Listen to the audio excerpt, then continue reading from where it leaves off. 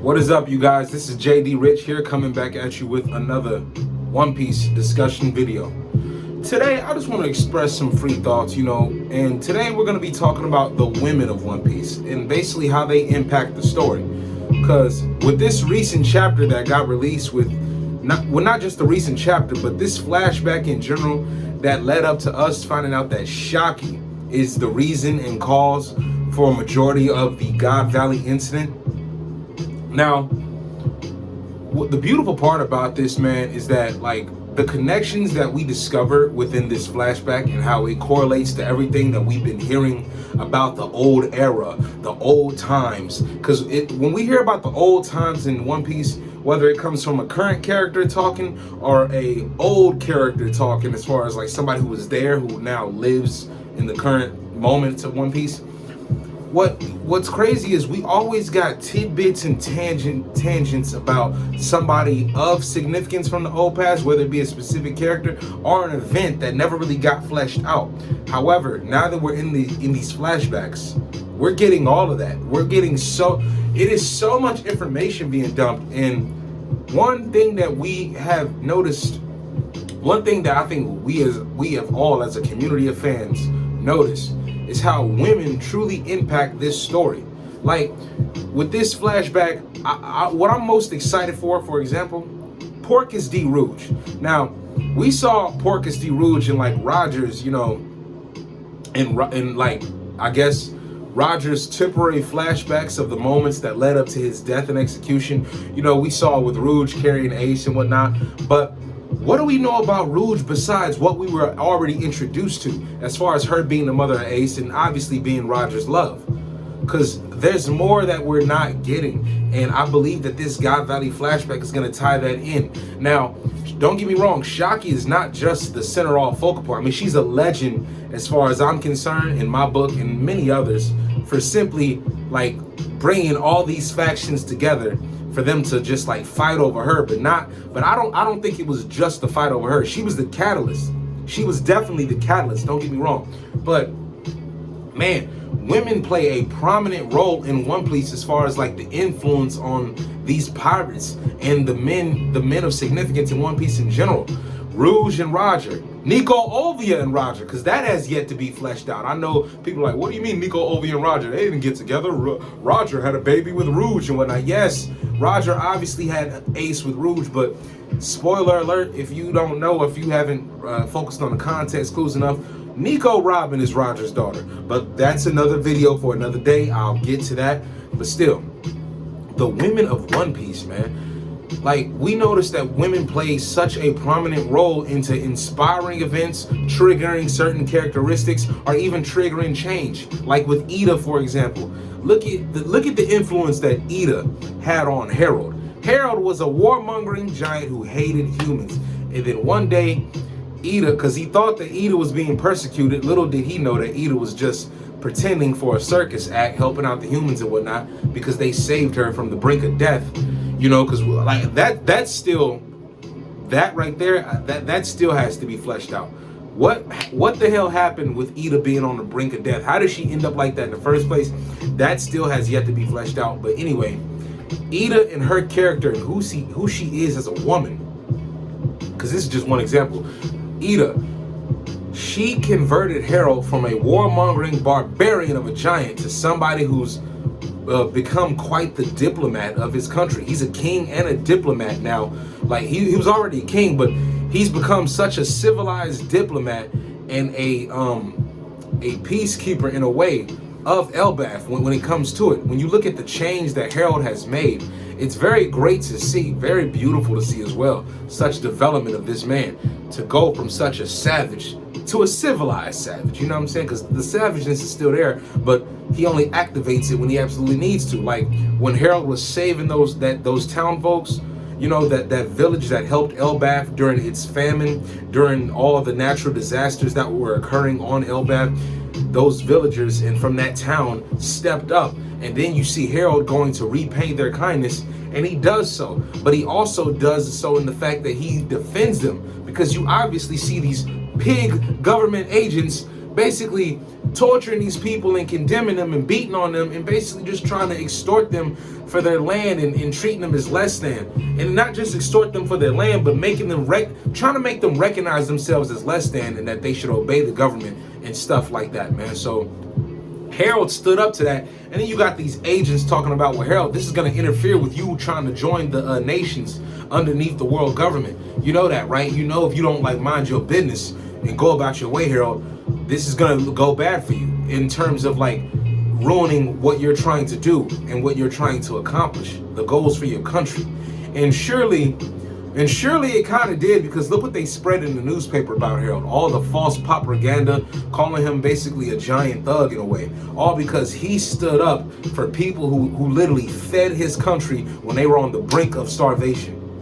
And get this, most of these acts were inspired by Ida. If Ida's influence on Harold to view humans as more than just tiny weaklings, because what they lack in stature and maybe strength compared to that of a giant, they make up for in their willpower and spirit and their code of conduct and who they are.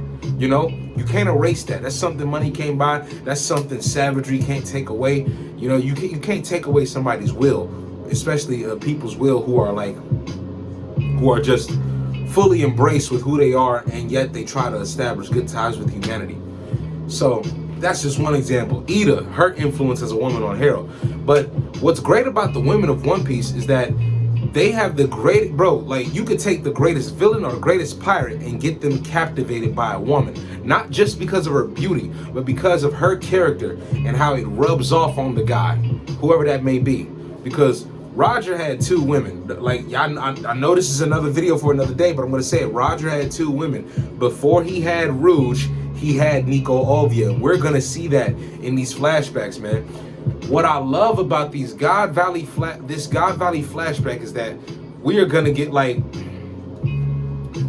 we're going to get the beginning of Shanks and Roger. We're going to get the beginning of that, and that is going to show us it's going to show us more love interest, not just from Roger, but from all the great factions that have been tied in to this God Valley flashback and event, man. So Rox, given who Rox is and the character that he possessed, you know, because I don't think Rox is all that bad of a person. I really don't think Rox is that bad of a guy. He just refuses to kowtow to the government's whims and how the government thinks everybody should be condemned to some sort of way of life, strictly enforced through the government's notions of what's right and wrong. You know, Rox doesn't live by what he's told is right and wrong. He just does according to his own will, and I think that's a great thing. Now, the woman that he had a child with, man, that's another mystery in itself. I'm very curious about that, because I would really love to know, like, how she won this man's heart, how she pulled this man like that, man. Because one, Shaki was even shocked, but Shaki was shook. Shaki was shocked. Shaki was just, remember, because in the chapter she said, I'm surprised that grin and smile isn't for me anymore, Rox. Yet, and then you got Miss Bakken in the background saying, oh, he smiles as if he's expecting a child. For the women to, like, that women's intuition, right?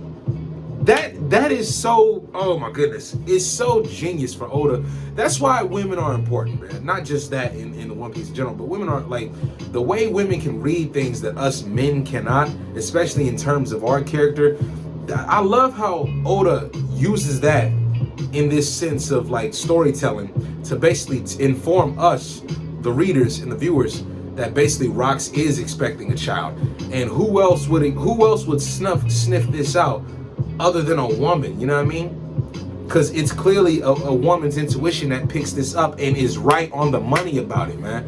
So, you know, I want to know who this, we will find out later on, but, like, just think about it. What type of woman would really fall for Rox, and how did they get Rox to fall for them? Like, what kind of effect what kind of influence did this woman have over Rox that Shaki didn't. You know what I'm saying? Because look at Shaki. You got all these pirates coming around thirsting for Shaki. And it's not just because of Shaki's beauty. It's Shaki's character, her charm, her personality.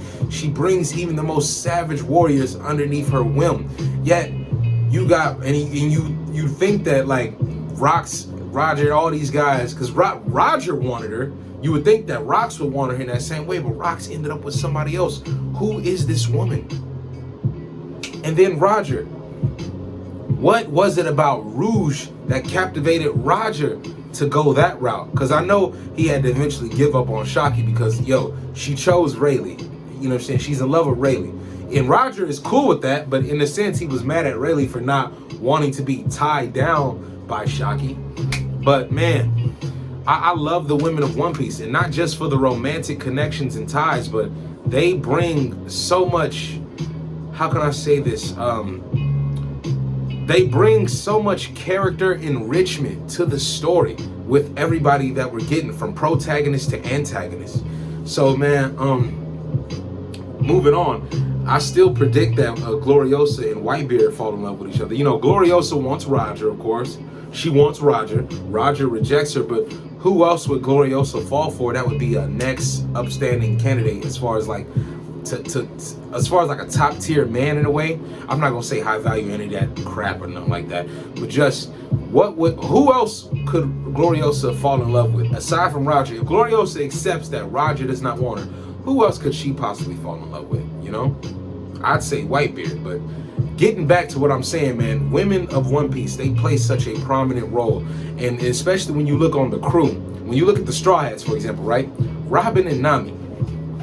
Now, one of my favorite moments is when, in Arlong Park, when basically Luffy discovers the backstory of Nami, how she was raised to be a crook and a thief and whatnot, only because she wanted to buy her village back. You know what I'm saying? Everything that Nami was doing as far as being a thief, she was literally sacrificing, you know what I'm saying, her own reputation and good standing for the people of her hometown. Nami was literally trying to save an entire village and town, putting them all on her back and shoulders because she wanted to get rid of the bad element of the current fishmen that were there, only to get screwed over by Arlong. But yet, you know what I'm saying, as she tries to stab her, because Nami, she felt so worthless at that time, right? She felt that all of her effort had just gone to waste. Everything that she had worked for and strived for had just gone to waste. She felt like nothing. And then what happens? Luffy dons her with his straw hat. And she just asks him for help. Like, Luffy, help me. That help, bro. That's still up there in my top 5 moments of One Piece. And then if I had to put a one above that, it's Robin's saying her wish of wanting to live. The character of these women and everything that they carry, not just with Nami and Robin, but just everything that women carry in One Piece, they are the backbone of the story, bro. A lot of stuff that we have gotten, we wouldn't have gotten if certain women weren't involved with the story. It just wouldn't work. And the way Oda uses their character and personality to flesh out other character traits of other characters and also plot points as well, it's a beautiful impact that women have on this story, man. And it shouldn't go unnoticed nor underappreciated, man. Like Shaki being the catalyst for God Valley, all of these factions coming in to basically like get there, because like you got Rox and his crew coming to save Shaki, Roger and his crew coming to save Shaki. Then you got the Marines who are just there, courtesy of Garp, just tailing Roger. But you got you got 2 of the greatest pirate factions coming in hot, and then you got Marines coming in at that, and this is all a battle royal over one woman. Insane. But I love it, man. I love it because it just shows that this wasn't just about a beautiful woman. Shaki represented something. Shaki represented, like, how can I say, a flower in the storm. They said that Shaki was like basically a blooming flower on dry land or something like that when it came to God Valley. She brought beauty to the savagery of what was Hachinosu and Beehive. So, yeah. But back to what I was saying, Nami and Robin. When Luffy put his hat on Nami and he considered, like, showing her that he treasured her. showing her that he treasured her, and he treasured the burden that she carried with her trying to save her town. Because bro, Luffy was pissed. You made our navigator cry. You know what I mean? And it showed that, like, it showed such depth behind Luffy's perspective of how he saw Nami, but also how Nami would start to look at herself. You know, Nami realizing that, yo, this is somebody who treasures me. Everybody else regards me as a thief and a cat burglar and a good for nothing, but yet I finally, like, I got somebody who treasures me as something more. A friend, an ally, something to care about, someone to care for, someone to fight for, man. And then you got Robin in the same tip. Robin allegedly wanted to die. That was just her insecurity cover up for the fact that she wanted to live, but was always told as a kid that she couldn't, that she wasn't allowed to, that she was just a plague on living in this world. But Robin has always wanted to live, and then you get the moment, like you see the flashback of Robin's life when she spent her whole life running. She spent her whole life running, man, and fleeing for her life. She had a bounty on her around like 8 or 9 years old, I believe. Demon Child Robin, like with 80 million berries, 90 million as a child, man. And then you gotta grow up being hunted by killers, thugs, bounty hunters, even pirates foremost, who just want to take you. If they don't want to turn you into the government, they want to turn you into something else or turn you out. You know, let's not forget, this is One Piece. It can get real like that, man, because this is pirates at the end of the day. Not all pirates are just bloodthirsty savages, but you know what I'm saying? You got your exceptions, you got your good, you got your bad with everything. So, you know, Robin and her, with everything that they fought for to get her back around Enies Lobby, Water 7, you know, that arc, beautiful arc, by the way. And then Robin, like, being challenged by Luffy. Say your wish. We're not leaving until you say it. I want to live. And then, I want to live. It was go time after that. And the great thing about Robin and Nami, bro, they both represent a pivotal part of the crew as far as, like, wisdom, knowledge, you know what I'm saying, and maturity in a way. Robin, you know what I'm saying, she's on the more knowledge and archaeological type, you know. She's like a fun fact. Like, oh, like, fun fact, this, that. She always has information for them, but also she's like a wise elder sister that you can go to advice. Nami, you could apply this same concept to, but Nami is more so like, I'd say Nami is more motherly in a way, you know what I'm saying? Because given Bellemere's influence, Nami is like the mother of the crew in a way. She always wants what's best for everybody, and she holds everybody to like a high expectation. She does, man, in a way, to the point where she will literally beat it into them, you know? So the women of the story, we clearly see that there is much bigger, they play more of a role than what their character is just shown to play. The influence, the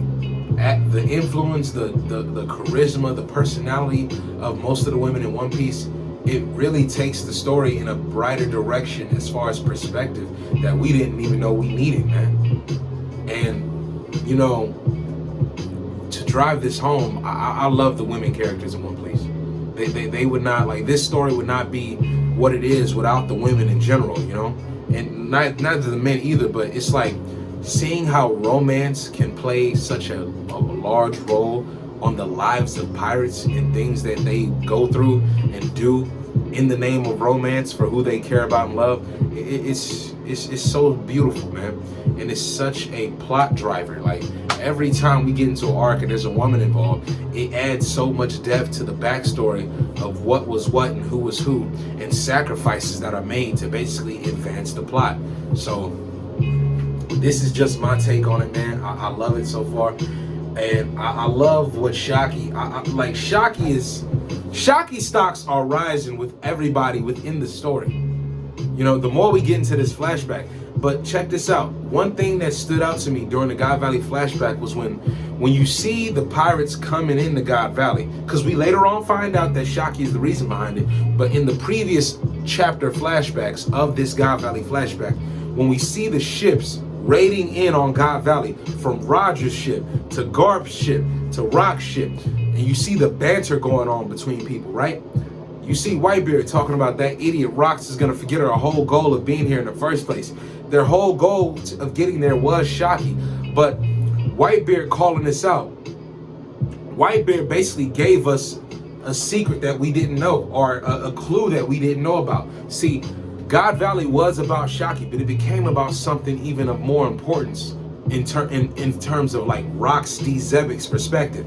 Because Whitebeard said that idiot Rox is gonna forget our whole purpose for being here. And what was their purpose initially? Shockey. So what on God Valley would change Rock's perspective and purpose of being there? What did he discover on that island that led to him and Roger coming to blows, and Garp as well? What did he discover on that island that he viewed as more important and of more significance than saving Shockey? Because I think we can safely assume that Roger left instructions to Rayleigh to save Shockey, and I believe Rayleigh ended up saving Shockey, which is what ultimately led them together. So, because we see Rayleigh avoiding Shockey, even when the Roger Pirates pull up to Beehive / Hachinosu, we see that Rayleigh actually stayed on the ship, and Shockey was actually disappointed in that because she wanted to see him, because she gave him that note: "Come and claim what's yours. Come and claim me as yours."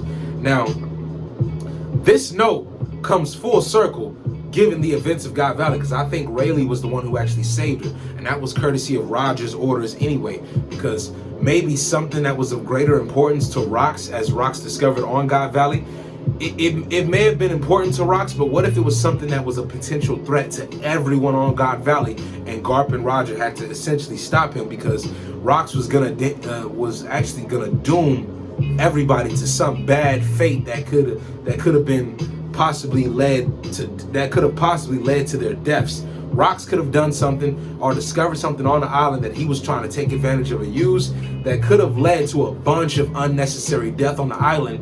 And that's why I think Garp and Roger incidentally protected the celestial scumbags of God Valley, because it said that Roger and Garp, they ended up protecting the celestial dragons. I think that was incidentally done, because they were literally trying to protect their own comrades, whether it was Marine peers or pirate peers in Roger's crew. See, the same way Roger loves his crew is the same way Garp loves his Marine crew. So clearly, Zebek might have done something that could have affected everyone on the island, and Garp and Roger had to team up and take him down. But I don't think it was just Garp and Roger alone. I think Whitebeard had something to do with it as well. Whitebeard, I believe that, because in 957, right? 957 in Sengoku's Afro, you see the semicircle drawn with the most prominent figures of God Valley: Garp, Roger, Whitebeard, Rox, Charlotte, and Kaido. The fact that you got all 6 of them in the circle, that tells me it was a big battle royale, but not just any battle royale. It may have been Garp and Roger versus all 4 of them, and then Whitebeard changed sides, because I think Whitebeard was the biggest factor of that battle. Whitebeard, he sided with Roger and Garp, but for his own reasons. I mean, so Whitebeard, Roger, and Garp versus Rox, Kaido, and Big Mom. That 3-on-3, oh my goodness, that's like a perfect match of 21. You know what I'm saying? If you ever hooped, but like that matchup, that is just crazy, because but then again, it may have started off like that. It's first like 2 versus 4, then Whitebeard switches sides, and it's Roger, Garp, Whitebeard versus the other 3, Rox, Kaido, and Big Mom. So, but it came down to Rox and Garp ultimately taking Rox down themselves. So where would Whitebeard, Kaido, and Big Mom come into play at? I think that Big Whitebeard actually took on Kaido and Big Mom himself, and then Garp and Roger, them 2 focused on Zebek. So Whitebeard would eventually be taking on 2 people at once, and he's built for it, right? We've seen that happen. We've seen times where strong characters took on 2 people at one time, and essentially maybe won or just fought to a draw or whatever. So yeah, man. But like I said, the women of One Piece hold such a significance. They hold such importance to the story, especially when you consider the procreating that goes on for characters that we see today, who we find out. Because one thing about this flashback, we're getting a lot of parental reveals without Oda verbally confirming it, but he's using his context clues to confirm it. So if you are smart enough to catch on to context clues, you've already know we met Luffy's mom, Tritoma. You've already know we've essentially met Kobe's parents, who I predict to be Whitebeard and Gloriosa. I'm calling that out. So a lot of the key figures that we're seeing in today's story, as far as the new era, the new age, we're meeting their parents, and we're seeing how their parents congregated together during certain events that went on the seas that would later lead them to connect and meet up with other people. So it's all a beautiful race. It's literally a beautiful race that just leads to a great finish that we all have yet to head towards. But enjoying the ride along the way has been of the utmost importance for everyone in the community. And yeah, man, that's all I'm gonna give you for right now. I got more coming along the way, as usual. This is JD Rich, man, signing off for you. And remember, a piece of life is life in one piece. Peace.